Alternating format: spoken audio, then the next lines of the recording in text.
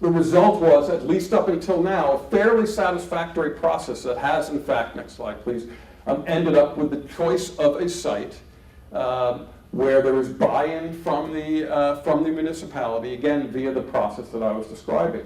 So the point is here that the fights haven't been about uncertainty. They've been about how do we solve the political problem first, at which point, obviously the site has to be technically sound, but there's no demands for continual demands that uncertainty has to be completely resolved, which of course can never happen. There is an acceptance that uncertainty is going to exist, that this needs to happen, but the politics got solved first, and the science then follows to make sure that, that the site is technically acceptable. Next slide, please. One more quick example. This is from a different type of domain, just to further illustrate, though, the point that uncertainty not only emerges from the dynamics of politics, but that often the solution to uncertainty comes through smart politics.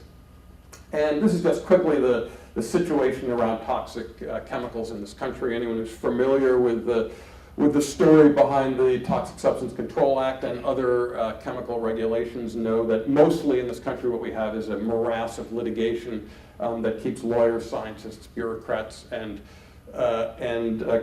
company environmental health and safety people very busy, but leads to almost no effective regulation of potentially toxic chemicals. The official number is something like of 80,000 synthetic chemicals out there being produced or that have been produced in the last 50 years. 5 or so are actually regulated. You could be a little more rigorous and cut that 80,000 number to something like 15,000 if you want to talk about plausibly toxic chemicals that are produced at something like more than 1 million pounds a year. But still, it kind of strange credulity to imagine that of that number, only 5 of them really deserve to have a significant regulatory regime around them. And obviously there's lots of ongoing argumentation about, is this chemical really carcinogenic? What are the exposure levels? What's the appropriate model for understanding what exposure levels are acceptable? And as I say, the regulatory model that we've adopted, which is first have the science show what the risk is and then regulate, has done nothing but, in most cases, lead to a mess of litigation and dispute. Next slide. So there are alternatives, and these alternatives, again, have the same kind of characteristics that I've mentioned in the nuclear waste and earthquake case, and that is they look towards the politics before they look towards expecting the science to solve the problem. I'm particularly fond of a group called the Toxic Use Reduction Institute at UMass Lowell, and a sister group called the Center for Sustainable Production. And they just take a different approach, and their approach starts with the idea that chemicals exist for a reason. That is, they have a function, those functions are built into the economy, they're built into companies, they're built into people's livelihoods. So removing a chemical from use implies a change in livelihood, a sacrifice in perhaps in profitability and the economics and the functioning of an aspect of the economy. And so they focused instead of focusing on proving that a chemical is dangerous and then saying it must be removed for that reason, they focused on looking at chemicals that there's lots of reason to think are problematic and then finding potential substitutes for them that there's lots of reason to think would actually be safer. A couple of examples are TCE, which is a trichloroethylene, which is a solvent used in factories to degrease parts. Bisphenol A, a lot of you probably heard of. It's a hardener that's used in plastics, like in Nalgene water bottles, and perchlorate, which is a typical dry cleaning substance, highly volatile chlorohydrocarbon. All of these have quite reasonable substitutes that can be used for them, and all of them have been the subject of very contentious arguments over appropriate risk and regulation because of the uncertainties. And what Turi does and what the Lowell Center does, they work with businesses, they work with the state under a statute called the Toxic Use Reduction Act that's not regulatory, it's simply advisory. And they have their own lab where they test alternatives, where they bring in people from companies to show them other types of processes and chemicals that they could use.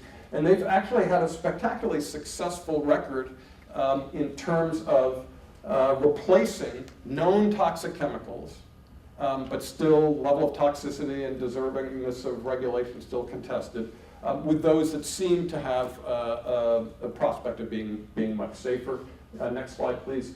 If you saw the New York Times article on Johnson & Johnson's elimination of formaldehyde from their baby shampoo a couple of weeks ago, you would see another example of the work of the Lowell Center, although they're not mentioned in here.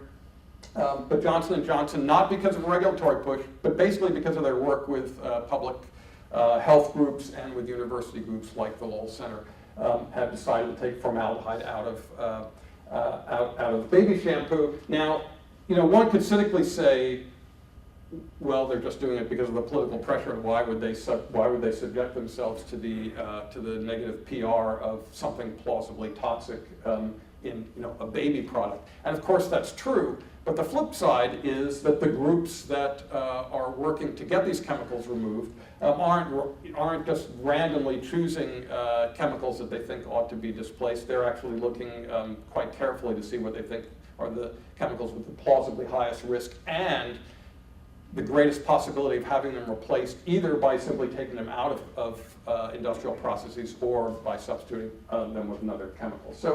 So again, this is another example of how smart politics gets you away from having to argue about characterizations of uncertainty, in this case, around risk.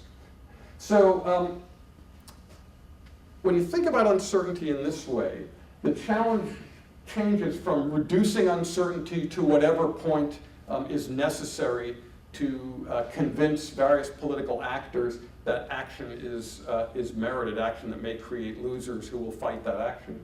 Another way to think about it is first solving the politics, at which point the science becomes good enough to take action. Right? And the three cases that I gave you, I think, are examples that illustrate that. And the sorts of attributes that lie behind this kind of successful politics of managing uncertainty, they're probably intuitive. They include especially building trust, having transparency, and building enough time into the process, which is necessary, in fact, to gain the trust. So one of the most important aspects of the Toxic Use Reduction Institute, for example, is the years that they've spent working with the private sector to develop a trusting relationship. So they're not seen as an anti-private sector, anti-technology green group. They're seen as a collaborator and a partnership. Another key point is alternatives. It's one thing to say, you can't do this, we're going to regulate it, we're going to take it away, or it's one thing to only have one choice, you either put the nuclear waste in the ground at Yucca Mountain or you don't. And it's another to have a range of alternatives that allow you to navigate the difficulties around these problems to find things that build political constituencies that then lead to action. So where I want to leave you now is simply with this idea that in the kind of complex contested arrays where uncertainty often becomes a big part of the debate, it's rarely the case that more science leading to reduced uncertainty can give you a satisfactory political solution. If you don't take care of the politics first, the uncertainty and the science won't take care of themselves. On the other hand, if you do take care of the policy first, then the science becomes a lot easier and often good enough to take action. So what I'm going to do now is turn this over to Mahmud, who will talk about some of the ways we have of bringing people together at the Consortium for Science Policy and Outcomes to have these sorts of discussions and hopefully lead to a kind of different political dynamic where the expectation isn't put a lot of money into science, reduce uncertainty, take action, but create the political context necessary and then think about what you need to have good enough science.